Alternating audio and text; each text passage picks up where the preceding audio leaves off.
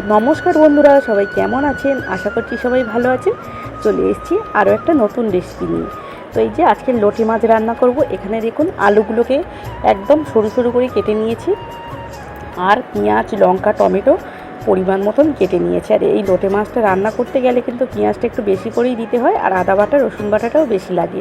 তো চলুন, এখানে তেল দিয়ে দিলাম প্রথমে কড়াইতে, তারপরে আলুগুলোকে ভেজে নেবো।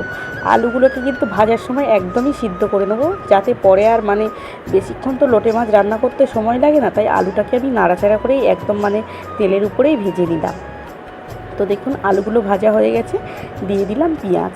পেঁয়াজটাকে কিন্তু আমি অনেকটাই দুটো বেশ বড়ো সাইজের পেঁয়াজ দিয়েছি জানেন। আর এই যে পেঁয়াজটাকে একটু নাড়াচাড়া করে নিলাম, নেওয়ার পরে এখানে দুটো মাঝারি সাইজের টমেটো, আর এখানে 3খানা কাঁচা লঙ্কা দিয়েছি, আর লবণ পরিমাণ মতন একেবারেই দিয়ে দিলাম। দিয়ে খুব সুন্দর করে কষিয়ে নেবো। তারপরে এখানে আদা বাটা, রসুন বাটা দিয়ে দিলাম, একটু বেশি করেই দিলাম। আর লোটে মাছ রান্নাতে তো একটু বেশি করেই লাগে আদা বাটা, রসুন বাটা।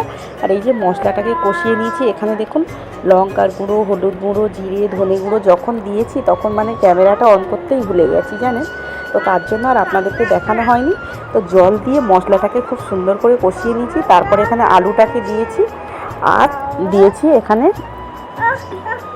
লোটে মাছটাকে দিয়ে খুব সুন্দর করে নাড়াচাড়া করে একদম মশলাটাকে যাতে সব মাছের গায়ে লাগে খুব সুন্দর করে মাখিয়ে নেবো।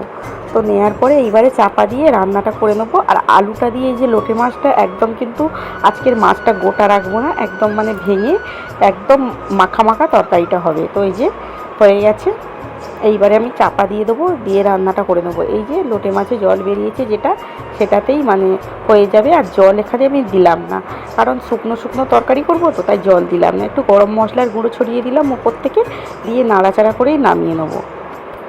তো খুব বেশি সময় লাগে না, জাস্ট 10 মিনিটে এই রান্নাটা হয়ে যায়।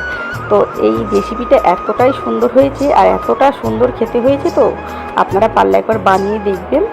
আর কেমন লাগলো ভিডিওটা কমেন্ট করে জানাবেন। সবাই ভালো থাকবেন।